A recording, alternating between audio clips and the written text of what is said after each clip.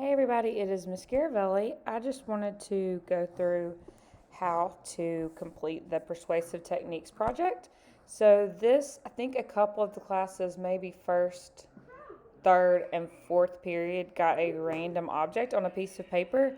And the rest of you will be getting one today. So what you're going to be doing with that random object is you're going to be creating an advertisement, okay? So you're going to be creating a print advertisement, which means that it is obviously going to be something that'll be printed. So it's not going to be technically a commercial. It's going to be on a Google Doc, and that would be like your ad that you would maybe send in to the editor of whatever newspaper or magazine that you were wanting to get your advertisement printed in, okay? So you are going to be given a random object, or you already have been given one. So I'm going to do this along with you just to kind of show you. I'm not going to do it all the way through. I'm just going to kind of get you started. So my random object, let's see, I'm going to give myself toenail clippers, okay, because that is a very important object and very random at the same time. So some of you are complaining, oh, I got a light bulb. Oh, I got a trash bag. Well, I got toenail clippers, okay, so I'm going to still make it work because I'm going to be creative.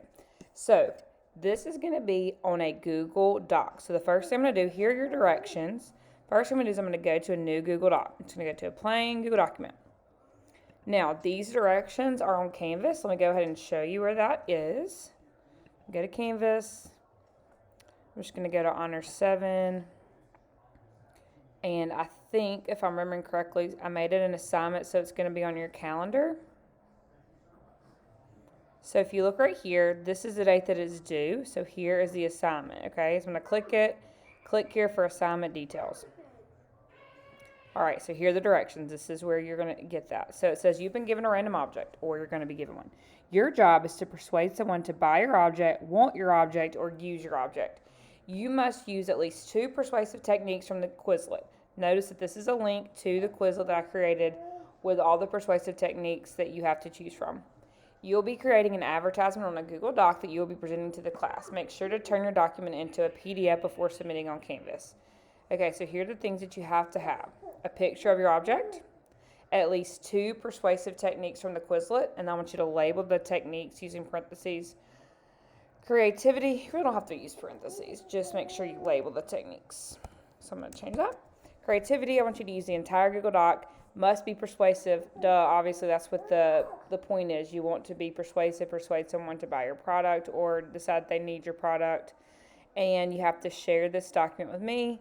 And then obviously you have to turn it in, okay? So sharing it with me is not the same as turning it in. Here's the rubric.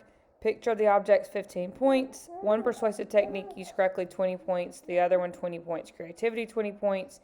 Using the entire doc, and then your spelling and grammar, 15 points. Okay, so pretty self-explanatory. This is how I'm going to be grading you. So I made a copy. I'm going to go ahead and put, I'm a student, so I'm going to put my first name, my last name, and then I'm going to put Persuasive Techniques Project. The next thing I'm going to do is I'm going to go ahead and share it with my teacher before I forget, because I'm so very forgetful. So let's see. I'm just going to share it with my other email. Sorry, that is Reeves's playmat making animal noises in the background. Okay, so I just shared with my teacher. Yay me. All right, so I'm just going to go ahead and put my item just up here, toenail clippers. Now I'm going to go back to the assignment, and I'm going to click on the Quizlet just so I will have it pulled up. All right, so here are all of my different options, okay? Now, when I think about toenail clippers, so I'm just going to go ahead and start brainstorming. So I'm just going to put brainstorm. Okay, so the first question I'm going to need to answer is why does someone need toenail clippers? Okay, so many reasons. Okay, just going to be honest. It's gross when your toenails get too long. I mean, it really can be dangerous if your toenails get too long. It can be dangerous if your toenails get too long. You want to be able to wear sandals, right? Wearing sandals. So if you kids nowadays wear your socks with your sandals, but that's a whole nother topic that we won't get into right now. So if If you wear sandals, you want your feet to look nice, right? Want your feet to look nice. Let's see, what are some other reasons? Pretty much, why do I need toenail clippers? Because when your toenails get too long, it can be dangerous. Like, it could kind of hurt your other, like, make it hurt, especially if you run. Like, if you're an athlete, it could be dangerous, right? Okay, so if you notice, I was kind of just talking to myself through this process. That's what I want you to do, okay? You're not a crazy person for talking to yourself. You're trying to figure it out. You got to figure out, well, why does someone need this? So you can't sell it to someone and say they need it if you don't even know why they need it in the first place, okay? So you got to figure that out. Now, what's going to be really cool about my toenail clippers, okay? Why are my toenail clippers so amazing?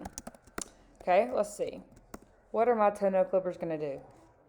Okay, so I invented toenail clippers that can actually catch all of the clippings of your toenails instead of going to the ground. So we all have been there, or I have. I have sat and watched my husband, disgusting, cut his toenails, and then all the clippings are on the ground, and it literally makes me want to throw up. And he says that he picks them up, but you know he didn't get all those toenail clippings. So I invented toenail clippers that are going to catch those toenails.